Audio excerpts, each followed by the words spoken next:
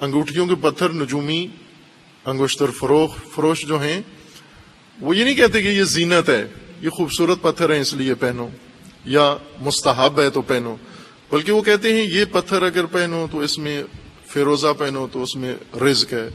عقیق پہنو تو اس میں شادی ہے، اور زمرد پہنو تو ویزا ہے، یہ پہنو تو امتحان میں پاس ہوگے، یہ پہنو گے تو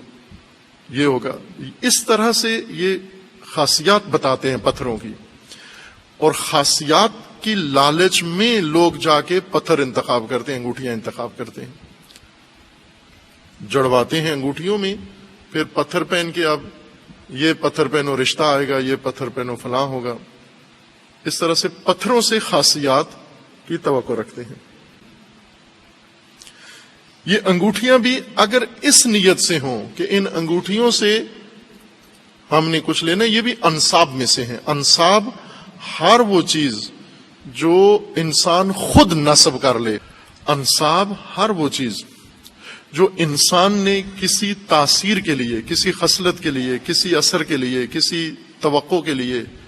خود سے نصب کر لیے، خود سے بنا لیے اور اس کو گاڑ لیا، منسوب کر لیا ہے، اور اب اس سے امید رکھتا ہے کہ یہ چیزیں مجھے یہ نتائج عطا کریں گی، یہ انصاب ہیں۔ یہ جو پتھروں میں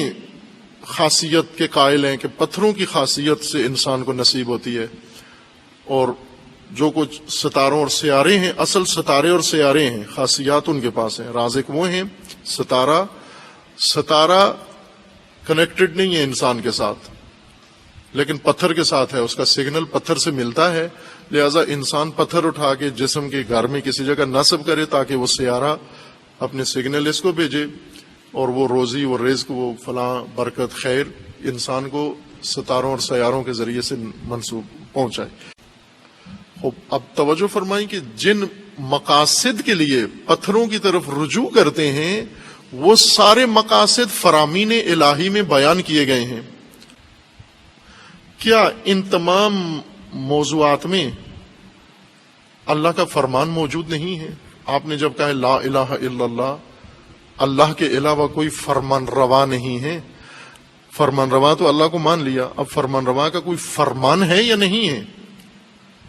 اگر فرمان ہی نہیں ہے تو پھر کیسا فرمان روا ہے جس کا فرمان نہیں ہے؟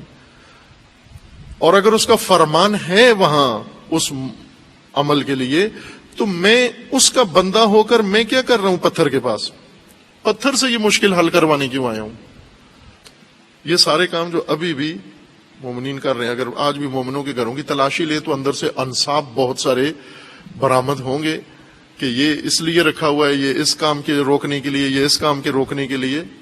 رکھا ہوا ہے۔ انہی کو قرآن فرماتا ہے کہ یہ اللہ کی فرامین کے مقابلے میں ہیں، انسان نے بنا لیے، اللہ کے فرامین کو چھوڑ دیا ہے اور ان چیزوں کا سہارا لے رہے ہیں۔